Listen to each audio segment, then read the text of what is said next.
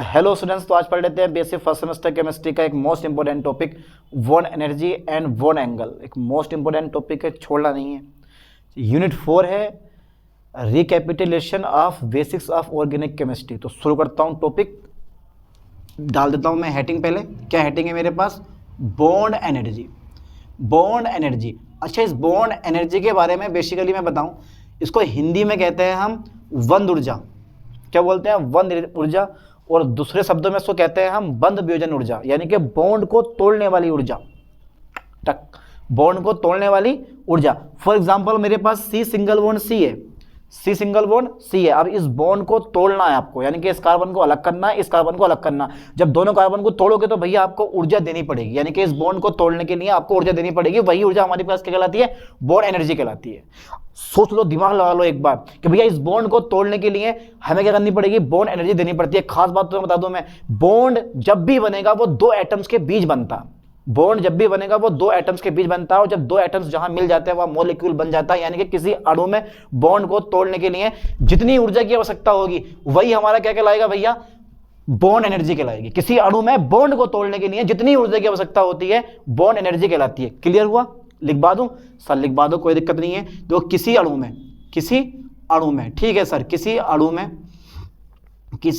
में बॉन्ड को तोड़ने के लिए, ओके, बॉन्ड को तोड़ने के लिए, ठीक है सर, लिखवा दो आप, बॉन्ड को तोड़ने के लिए, ठीक है, जितनी ऊर्जा की आवश्यकता होती है, जितनी ऊर्जा की, किसकी? जितनी ऊर्जा की क्या होती है? जितनी ऊर्जा की आवश्यकता होती है, क्या कहलाती है? हमारी आवश्यकता होती है। जितनी ऊर्जा की आवश्यकता होती है बॉन्ड एनर्जी कहलाती है, ठीक है, बॉन्ड एनर्जी कहलाती है, ठीक है सर, बॉन्ड एनर्जी कहलाती है। कितना इजी टॉपिक है, समझो यार बड़े करके इस टॉपिक को। बॉन्ड एनर्जी कहलाती है, ओके, समझ में आया? क्लियर हुआ? एक खास बात और भैया, ये जो बॉन्ड एनर्जी है वो किलो कैलोरी प्रति मोल में व्यक्त की जाती है। यानी कि इसका मात्रक क्या होता है? किलो कैलोरी प्रति मोल होता है। यानी कि इसका मात्रक क्या होता है बेटे? इसका मात्रक होता है मेरे पास, लिखवा दे रहा हूं मैं, इसका मात्रक, यानी कि या मैं बोल दूंगा इसको, सोडा का बोल रहा हूं मैं, इसको किलो कैलोरी प्रति मोल में व्यक्त किया जाता है। मोल में व्यक्त किया जाता। एक खास बात और कि भैया प्रत्येक बॉन्ड की बॉन्ड एनर्जी निश्चित होती है। याद कर लो, प्रत्येक बॉन्ड की बॉन्ड एनर्जी निश्चित होती है। अरे सर, प्रत्येक बॉन्ड की बॉन्ड एनर्जी निश्चित होती है, पॉइंट याद करो, पॉइंट पे ध्यान दो भैया। प्रत्येक बॉन्ड की, ध्यान देना, प्रत्येक बॉन्ड की, ध्यान दो, प्रत्येक बॉन्ड की बॉन्ड एनर्जी कैसी होती है? बॉन्ड एनर्जी निश्चित होती है। यानी ये कहने का मतलब ये है कि भैया जितने भी बॉन्ड होंगे सबकी बॉन्ड एनर्जी होगी, और सबकी बॉन्ड एनर्जी कैसी होगी? अलग अलग होगी, समझ गए? लेकिन एक बॉन्ड अगर आपने कार्बन के बीच में सिंगल बॉन्ड बनाया है तो इसकी बॉन्ड एनर्जी होती है 83 किलो कैलोरी प्रति मोल। यानी कि अगर इस बॉन्ड को तोड़ना है तो आपको 83 किलो कैलोरी प्रति मोल एनर्जी देनी ही पड़ेगी, ये शर्त है। अब सोच लो आप। इसके बाद जस्ट देखता हूं मैं, ठीक है सर। एक खास बात तो मैं बता दूं, मैं कुछ बॉन्ड लिखवाऊं और उनकी बॉन्ड एनर्जी लिखवाऊं, याद करके लिख के आना आप, बढ़िया करके। यानी कि देखो, कुछ बॉन्ड तथा, हाँ भैया, कुछ बॉन्ड तथा बॉन्ड एनर्जी, कुछ बॉन्ड की लिखवाऊं यार, कुछ बॉन्ड की बॉन्ड एनर्जी निम्नलिखित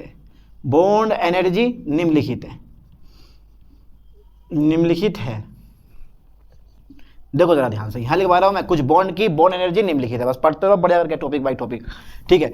देखो बेटे, लाइन पे ध्यान देना, फोकस करना ठीक से। हाँ सर। तो देखो बेटे, बॉन्ड एंड बॉन्ड एनर्जी, ठीक है sir, bond and bond energy, okay.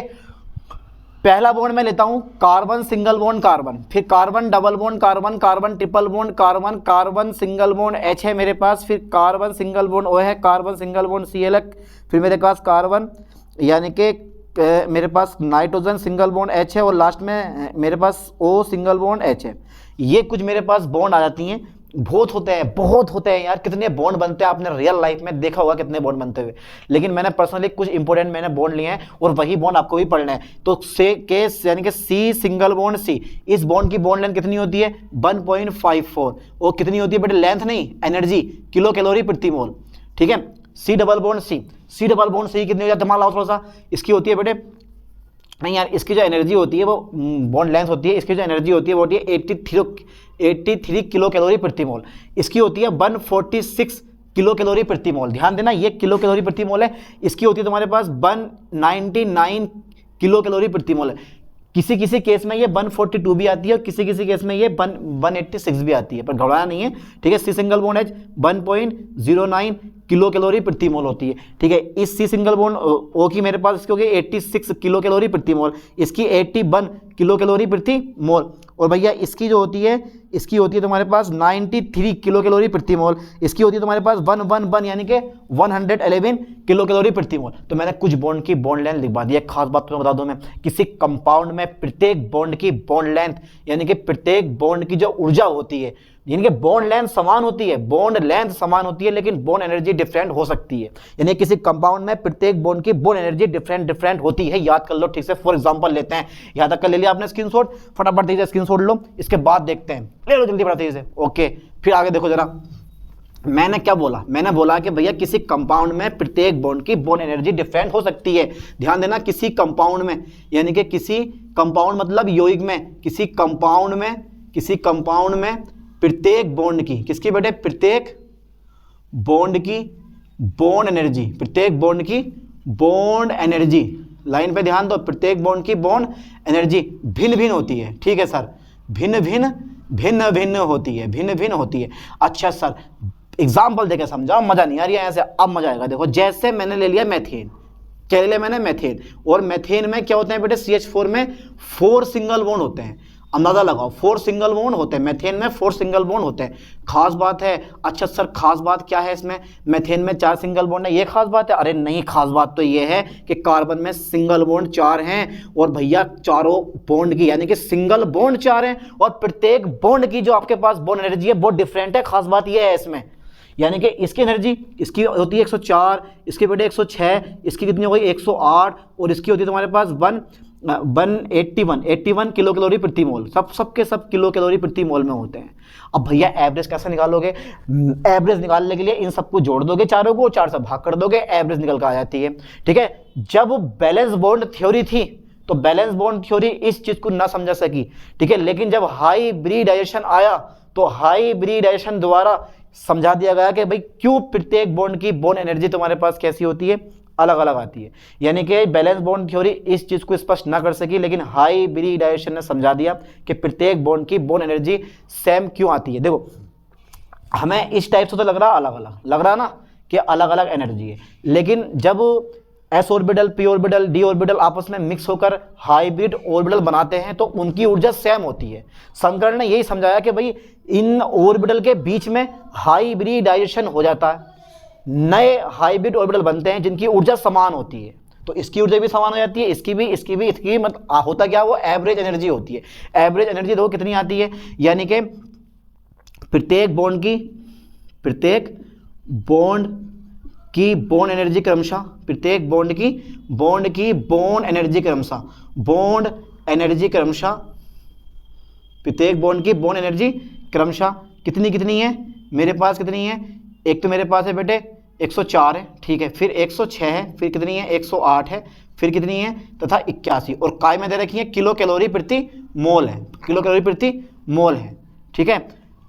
अब एवरेज एनर्जी यानी कि तथा औसत ऊर्जा, यानी कि इनकी औसत ऊर्जा कितनी आ जाएगी, इनकी औसत एनर्जी, औसत ऊर्जा कितनी आनी चाहिए, इनकी आती है बेटे, औसत एनर्जी आती है 99.25 किलो कैलोरी प्रति मोल, ठीक है, किलो कैलोरी प्रति मोल। ध्यान देना ये के लिखा हुआ है, सही क्या लिखो, 25 किलो कैलोरी प्रति, यानी कि 99.25 किलो कैलोरी प्रति मोल होती है। हाँ ये नंबर थोड़ा सा आगे पीछे हो सकते हैं, 99.25, 9937 या फिर 75 कुछ भी आ सकता है, थोड़ा बहुत नंबर है चेंज हो सकते हैं अगर आपने यहाँ पे बॉन्ड लेंथ यानी कि बॉन्ड एनर्जी थोड़ी बहुत चेंज हुई है तो, ठीक है। तो हाइब्रिडाइजेशन ने इस चीज़ को स्पष्ट कर दिया क्यों प्रत्येक बॉन्ड की बॉन्ड एनर्जी को हम सेम मान लेते हैं, क्योंकि भैया ऑर्बिटल जो होते हैं आपस में मिक्स होकर समान ऊर्जा के नए हाइब्रिड ऑर्बिटल बनाते हैं, जिनकी ऊर्जा सबकी कैसी होती है, समान होती है। चलो आगे बढ़ते हैं, ठीक है, हो गया यहाँ तक। स्क्रीनशॉट ले लो जल्दी फास्ट इसका, और मैं इसको इरेज कर रहा हूँ। क्यों? क्योंकि भैया इसका काम हो गया तमाम, ठीक है। अब हम पढ़ने वाले हैं बॉन्ड एनर्जी को प्रभावित करने वाले कारक। अच्छा, कौन कौन से ऐसे फैक्टर होंगे जो यार बॉन्ड एनर्जी को प्रभावित करेंगे? ठीक है, डाल देता हूं मैं हेडिंग, बॉन्ड एनर्जी को प्रभावित करने वाले कारक, यानी कि बॉन्ड एनर्जी को, ठीक है सर, बॉन्ड एनर्जी को प्रभावित करने वाले कारक, प्रभावित करने वाले कारक, करने वाले कारक, बॉन्ड एनर्जी को प्रभावित करने वाले कारक। पहला कारक, पहला था साइज ऑफ एटम। ध्यान देना बेटे, साइज ऑफ एटम, जितना एटम का साइज बढ़ेगा बॉन्ड एनर्जी उतनी कम होगी। देखो कोई चीज बड़ी है, मान लो एक डंडा ले लो आप हाथ में, इतना बड़ा डंडा आपके पास, तो तोड़ने में आपको कम ऊर्जा देनी पड़ेगी, मतलब तोड़ने में कम पावर लगानी पड़ेगी। लेकिन अगर मैं आपसे कहूँ ये मार्कर तोड़ दो, कि किसका साइज छोटा है, साइज छोटा तो आपको ज़्यादा एनर्जी लगानी पड़ेगी। मतलब अगर बड़ी चीज़ है तो तोड़ने में आपको कम ऊर्जा देनी पड़ेगी, लेकिन अगर छोटी चीज़ है तो उसको तोड़ने में आपको ज़्यादा ऊर्जा देनी पड़ेगी। समझ में आया वाला पॉइंट? ध्यान देना, अगर बॉन्ड बड़ा है, अगर बॉन्ड बड़ा है तो उसकी बॉन्ड एनर्जी कम होगी, और अगर बॉन्ड छोटा है, छोटा सा तो उसकी बॉन्ड एनर्जी कैसी होगी, तो हमारे पास ज्यादा होगी। यानी कि छोटे बॉन्ड को तोड़ने के लिए ज्यादा ऊर्जा देनी पड़ेगी, और बड़े बॉन्ड को तोड़ने के लिए हमें कम ऊर्जा देनी पड़ेगी। यानी कि अगर साइज का यानी कि अगर मैं एटम का साइज बढ़ाऊं तो मेरे पास बॉन्ड लेंथ बढ़ेगी, बॉन्ड लेंथ बढ़ेगी तो मेरे पास बॉन्ड एनर्जी कम हो जाएगी। ध्यान देना, यानी कि एटम का साइज बढ़ाने पर, किसका बेटे, एटम का, परमाणु का, एटम का साइज बढ़ाने पर, एटम का साइज बढ़ाने पर, ठीक है, बढ़ाने पर जो मेरे पास बॉन्ड एनर्जी होती है, बॉन्ड एनर्जी होती है भैया वो घटती है। बॉन्ड एनर्जी क्या होती है, घटती है, ठीक है। और एक खास बात और ट्रिक बता दूं आपको मैं, बॉन्ड एनर्जी हमेशा याद कर लो, बॉन्ड एनर्जी हमेशा 1 बराबर साइज ऑफ एटम, यानी कि बॉन्ड लेंथ, यानी कि बॉन्ड लेंथ। क्या बात है सर, क्या बात है सर, ठीक है। बॉन्ड लेंथ कम होगी तो बॉन्ड एनर्जी ज्यादा होगी, और बॉन्ड लेंथ अधिक होगी तो बॉन्ड एनर्जी हमारे पास कैसे हो जाएगी, कम हो जाएगी। फोकस करना ठीक से इस पे, बहुत जरूरी है। इसके बाद देखो सेकंड नंबर आया था मेरे पास, सेकंड नंबर मेरे पास आया था इस टाइम इलेक्ट्रोनेगेटिविटी, इलेक्ट्रोनेगेटिविटी, ठीक है साहब, इलेक्ट्रोनेगेटिविटी। ओके, ये कैसे इफेक्टिव करेगी, इलेक्ट्रोनेगेटिविटी कैसे इफेक्ट करेगी? अरे भैया बता दो सर कैसे इफेक्ट करेगी नेगेटिविटी। तो देखो इलेक्ट्रोनेगेटिविटी मतलब ये जानते हो ना, इलेक्ट्रॉनों को आकर्षित करने की क्षमता। जब इलेक्ट्रोनेगेटिविटी बढ़ती है तो आयनिक प्रॉपर्टीज बढ़ती है, आयनिक प्रॉपर्टीज बढ़ेगी तो हमारे पास जो ये जो एनर्जी होगी, तो हमारे पास कौन सी एनर्जी, जितनी आयनिक प्रॉपर्टीज बढ़ेगी उतनी एनर्जी हमारे पास बढ़ जाएगी, ठीक है। आयनिक प्रॉपर्टीज बढ़ने पर जो आपके पास बॉन्ड एनर्जी होती है वो हमेशा क्या होती है, बढ़ती है, क्योंकि अट्रैक्शन फोर्स बढ़ जाता है। देखो इलेक्ट्रोनेगेटिविटी बढ़ने पर, इलेक्ट्रोनेगेटिविटी बढ़ने पर, ठीक है सर, इलेक्ट्रोनेगेटिविटी बढ़ने पर जो मेरे पास बॉन्ड एनर्जी आती है, बॉन्ड एनर्जी आती है, इलेक्ट्रोनेगेटिविटी बढ़ने पर बॉन्ड एनर्जी क्या होती है बेटे, बढ़ती है। क्यों बढ़ती है? क्योंकि आयनिक प्रॉपर्टीज बढ़ती हैं, क्योंकि आयनिक प्रॉपर्टीज बढ़ती हैं, ठीक है, आयनिक प्रॉपर्टीज बढ़ती हैं, आयनिक प्रॉपर्टीज बढ़ती हैं।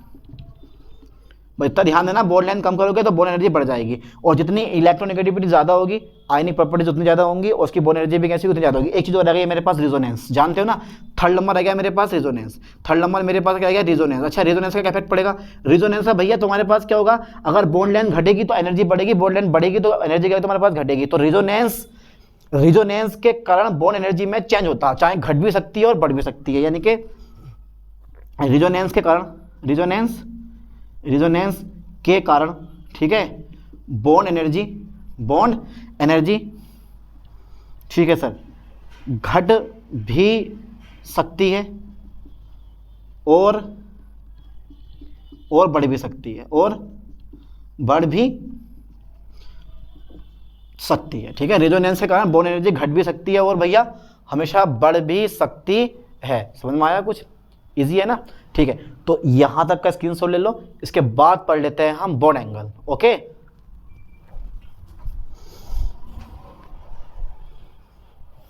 तो आप पढ़ लेते हैं bond angle, most important topic है। और देखो बॉन्ड एंगल की एक छोटी सी परिभाषा, आपने हाइब्रिडेशन पढ़ रखा पीछे, वहां पे आपने बॉन्ड एंगल पढ़ा होगा। अगर किसी यौगिक की आकृति चतुष्फल की है तो उसका बॉन्ड एंगल 109 डिग्री 28 मिनट होता है, या अगर त्रिकोणीय है तो उसका बॉन्ड एंगल 120 डिग्री होता है, अगर आकृति लीनियर है, रेखीय, तो बॉन्ड एंगल 180 डिग्री होता है। बस उसी बॉन्ड एंगल के बारे में डिस्कस कर रहे हैं। तो बॉन्ड एंगल क्या बनता है, ये मान लो एक एटम्स यहाँ है, एक एटम्स यहाँ है, तो भैया जो इनके बीच में कोण बनेगा, यानी कि दो एटम्स के बीच में, ऐसा मान लो ये वाला और ए, ऐसा करके जो दो परमाणुओं के बीच में, किसी अणु में दो परमाणुओं के बीच जो बॉन्ड बनता है वही क्या होता है मेरे पास, बॉन्ड एंगल कहलाता है ना। अब बॉन्ड एंगल में भी चेंज होता है, बहुत सारे कारक इसको इफेक्ट करते हैं, वो हम सब पढ़ने वाले हैं चीज में। तो डाल देता हूं पहले मैं हेडिंग बॉन्ड एंगल। आप लोग समझ गए होंगे कि भैया हम बॉन्ड एंगल किसे कहते हैं। ध्यान देना, मेरे पास ये ऑक्सीजन परमाणु है, ये मेरे पास H है, ये मेरे पास H है, कितने परमाणु हो गए, 2 परमाणु हो गए, और इनके बीच में बने कोण को हम क्या बोलते हैं, बॉन्ड एंगल कहते हैं। यानी कि किसी अणु में, क्योंकि H2O मेरे पास क्या पूरे का पूरा अणु है, ये पूरे का पूरा अणु है, संरचना मैंने इसकी ऐसा बना दी, तो अब मेरे पास इन 2 परमाणु के बीच में जो कोण बना वही मेरे पास क्या, बॉन्ड एंगल है। ध्यान देना, यानी किसी अणु में 2 परमाणु के बीच बने कोण को किसी अणु में, ओके सर, लिखवा रहे हो पढ़ के देखो, किसी अणु में, ठीक है सर, किसी अणु में 2 परमाणुओं के बीच, 2 परमाणुओं के बीच, किसी अणु में 2 परमाणुओं के बीच, ध्यान देना, किसी अणु में 2 परमाणुओं के बीच बने, 2 परमाणुओं के बीच बने कोण को हम क्या बोलते हैं, बॉन्ड एंगल कहते हैं, बॉन्ड एंगल कहते हैं। ओके सर, किसी अणु में 2 परमाणु के बीच बने कोण को बॉन्ड एंगल कहते हैं। ओके सर, एक चीज और, बॉन्ड एंगल को हम डिग्री में शो करेंगे यहाँ पर या रेडियन में। तो भैया जितने भी अब तक आपने बॉन्ड एंगल पढ़े हैं पूरी केमिस्ट्री में, कहीं भी रेडियन शब्द नहीं आता, सिर्फ क्या था, डिग्री। तो बॉन्ड एंगल का जो यूनिट होती है, यानी कि यूनिट ऑफ एंगल, वो कितनी होती है तुम्हारे पास, वो होती है तुम्हारे पास डिग्री। हम भी यहाँ इसी चीज को डिग्री में शो करेंगे, है ना। तो भैया बॉन्ड एंगल को, ध्यान देना लाइन पे, बॉन्ड एंगल को, ठीक है, बॉन्ड एंगल को डिग्री में व्यक्त किया जाता है, बॉन्ड एंगल को डिग्री में, ठीक है, यानी कि बॉन्ड एंगल को डिग्री में व्यक्त किया जाता है, ठीक है, व्यक्त किया जाता है। अब भैया इसको ज्ञात करने के भी मेरे पास क्या होता है, एक्सरे विवर्तन होता है, इलेक्ट्रॉन विवर्तन होता है, स्पेक्ट्रोस्कोपी का आता है, बहुत सारे मेथड द्वारा हम क्या कर सकते हैं, बॉन्ड एंगल फाइंड कर सकते हैं। पर मैं लिखवाने की जरूरत नहीं पड़ेगी, सिंपल तरीका इतनी काफी है। किसी अणु में 2 परमाणु के बीच बने कोण को बॉन्ड एंगल कहते हैं, बॉन्ड एंगल को डिग्री में व्यक्त किया जाता है ना। देखो, बॉन्ड एंगल को प्रभावित करने वाले कारक, लाइन पे ध्यान देना, बॉन्ड एंगल को प्रभावित करने वाले कारक, बॉन्ड एंगल को प्रभावित करने वाले कारक, ठीक है भाई, करने वाले कारक। चलो लगे, बॉन्ड एंगल को प्रभावित करने वाले कारक, पहला फैक्टर कौन सा लोगे आप, पहला फैक्टर मैं लूंगा, देखो सबसे पहले नंबर मेरे पास आता है हाइब्रिडाइजेशन, बड़ा जरूरी है, या मैं रिजोनेंस ले रहा हूँ यार, मैं चलो पहले नंबर पे ना रिजोनेंस ले रहा हूँ, बाकी सेकंड नंबर पे ले लूँगा हाइब्रिडाइजेशन। रिजोनेंस ये क्या होती है मेरे लाल, जरा मुझे बताओ, रिजोनेंस का क्या काम है। अबे भैया रिजोनेंस के कारण बॉन्ड एंगल में चेंज हो सकता है, ध्यान देना, रिजोनेंस के कारण बॉन्ड एंगल में परिवर्तन होता है, बढ़ भी सकता है और घट भी सकता है। ये तो भैया बॉन्ड लेंथ, बॉन्ड एंगल या फिर उसके रोटेशन पे डिपेंड करता है ना। रिजोनेंस के कारण बॉन्ड एंगल, ठीक है, रिजोनेंस के कारण बॉन्ड एंगल में परिवर्तन होता है, यानी कि चेंज होता है। क्या होता है बेटे, चेंज होता है, ठीक है सर। रिजोनेंस के कारण बॉन्ड एंगल में क्या होता है, चेंज होता है। अच्छा, सेकंड नंबर कौन सा पढ़ने वाले हैं हम, सेकंड नंबर हम पढ़ने वाले हैं हाइब्रिडाइजेशन। कौन सा बेटे, हाइब्रिडाइजेशन। Okay sir, hybridisation. देखो पहला पॉइंट बता दूं, एस लक्षण बढ़ने पर बॉन्ड एंगल बढ़ता है, ऑलवेज याद कर लो, एस लक्षण बढ़ने पर बॉन्ड एंगल बढ़ता है, क्योंकि एस लक्षण जो होते हैं वो न्यूक्लियस के निकट होता है, यानी कि एस ऑर्बिटल न्यूक्लियस के निकट होता है। पहला मैं लिखवा दूं कि एस लक्षण बढ़ने पर, ओके सर, एस लक्षण बढ़ने पर जो मेरे पास बॉन्ड एंगल होता है, क्या होता है बेटे, बॉन्ड एंगल होता है। एस लक्षण बढ़ने पर बॉन्ड एंगल क्या होता है, हमेशा बढ़ता है। इस पे लाइन पे फोकस करो, एस लक्षण बढ़ने पर बॉन्ड एंगल बढ़ता है। देखो कैसे बढ़ता है जरा ध्यान से। तो सबसे पहले मैं कंपाउंड ले रहा हूँ, ठीक है सर, आपने कंपाउंड तो ले लिए, ठीक है, फिर मैंने क्या लिया बेटे, बॉन्ड लिया, यानी कि मेरे हाइब्रिडाइजेशन ले लिया, हाइब्रिडाइजेशन मैंने फिर ले लिया, ठीक है। अब इनका बॉन्ड एंगल ले लिया मैंने, क्या ले लिया, बॉन्ड एंगल। लाइन पे ध्यान देना, सबसे पहले कंपाउंड लूंगा मैं, सबसे पहले मैंने मेथेन लिया है, ओके, क्या लिया बेटे, मैंने मेथेन लिया। इसके बाद में मैंने लिया है CH2 double bond CH2, ethene ले लिया है। इसके बाद में मैंने लिया है CH ट्रिपल बॉन्ड CH, इसका नाम क्या है मेरे पास, एथाइन, यानी कि एसिटिल ले लिया है, ठीक है। अब देखो इसमें संकरण होता है sp3, ओके, इसमें संकरण होता है sp2, ओके, इसमें होता है sp। अब ये बताओ एस लक्षण इसमें ज्यादा हैं या एस लक्षण इसमें ज्यादा हैं या एस लक्षण इसमें ज्यादा हैं। तो मैंने बता दिया कि 25% लक्षण यहाँ एस के होंगे और 75% लक्षण यहाँ पी के होंगे, यहाँ 33% लक्षण एस के होंगे और 66% लक्षण किसके तुम्हारे पास, पी के होंगे। और मेरे पास यहाँ पे जो एस लक्षण होंगे, यानी कि 33%, ऐसे ये 33 पॉइंट के आसपास में आ जाएगा। और ऐसे तुम्हारे पास SP है, यहाँ 50%, यहाँ 50% लक्षण होंगे S के, और यहाँ 50% लक्षण P के होंगे। अब यहाँ पे क्या हो रहा है, लगातार यहाँ पे लगातार S लक्षण बढ़ता जा रहा है। यहाँ 25% है, और यहाँ हम देखने मिल रहा है 33%, यहाँ देखने मिल रहा है हमें कितना लक्षण, 50%। तो भैया सिंपल सी बात है, S लक्षण लगातार बढ़ रहा है तो बॉन्ड एंगल भी लगातार बढ़ना चाहिए। तो इसका जो बॉन्ड एंगल होता है वो होता है 109 डिग्री 28 मिनट। ओके सर, और जिसका बॉन्ड एंगल होता है मेरे लाल, इसका बॉन्ड एंगल वो होता है तुम्हारे पास कितना, 120 डिग्री, ठीक है। और जो इसका बॉन्ड एंगल होता है वो होता है 180 डिग्री। क्या बात बिल्कुल सही थी? हाँ भाई, बात बिल्कुल सही है। जितने एस लक्षण बढ़ेंगे बॉन्ड लेंथ, यानी कि जितने एस लक्षण बढ़ेंगे बॉन्ड एंगल उतना ज्यादा बढ़ेगा। थर्ड इफेक्ट देख लो जरा, तीसरा नंबर मेरे पास आ जाता है, यानी कि effect of lone pair. Okay sir, effect of lone pair. भैया लोन पेयर का प्रभाव, लोन पेयर ऑफ इलेक्ट्रॉन का मतलब होता है एकाकी युग्म। क्या होता है? एकाकी युग्म। यानी कि लोन पेयर की संख्या बढ़ने पर, कहा कि लोन पेयर की संख्या बढ़ने पर बॉन्ड एंगल लगातार घटता है। जैसे कि आपको पता है कि चतुष्फलकीय, यानी कि अगर संकरण कहीं पे sp3 है, अगर संकरण sp3 है तो बॉन्ड एंगल 109 डिग्री 28 मिनट होना चाहिए। लेकिन मेरे पास जो अमोनिया आती है इसमें संकरण होता है sp3, लेकिन बॉन्ड एंगल होता है 160 डिग्री। क्यों होता है? क्योंकि नाइट्रोजन परमाणु पर क्या होता है, एक लोन पेयर प्रेजेंट होता है, जिसकी वजह से क्या होता है, बॉन्ड एंगल का मैं कम हो जाता है। सपोज करो मेरे पास H2O ले लिया, इसमें भी संकरण मेरे पास कौन सा NH, इसमें भी संकरण मेरे पास sp3 हाइब्रिडाइजेशन है, तो मेरे पास बॉन्ड एंगल होना चाहिए 109 डिग्री 28 मिनट। लेकिन क्या हो जाता है कि भैया ऑक्सीजन परमाणु पर 2 लोन पेयर प्रेजेंट होते हैं, जिसकी वजह से इसका बॉन्ड एंगल कुल 104.5 डिग्री का हो जाता है। तो लोन पेयर की संख्या जितनी अधिक होगी बॉन्ड एंगल क्या होगा तुम्हारे पास होना, कम होगा। ठीक है, मैं यहां लिखवा दे रहा हूं कि लोन पेयर की संख्या बढ़ने पर, ध्यान देना बेटे, lone pair of electron, lone pair of electron, lone pair of electron की संख्या बढ़ने पर, संख्या बढ़ने पर, ठीक है, बॉन्ड एंगल हमेशा क्या होता है, घटता है। बॉन्ड एंगल क्या होता है बेटे, हमेशा घटता है, बॉन्ड एंगल घटता है। ठीक है, नहीं, लाइन पे ध्यान दो कि भैया लोन पेयर ऑफ इलेक्ट्रॉन की संख्या बढ़ने पर बॉन्ड एंगल जो होता है मेरे पास घटता है ना। तो भैया मैंने इस वीडियो में, यानी कि इस लेक्चर में हमने कवर करा है bond energy and bond angle. ठीक है, अब ऐसे एक नए टॉपिक के साथ मिलते हैं नेक्स्ट वीडियो में। थैंक्स।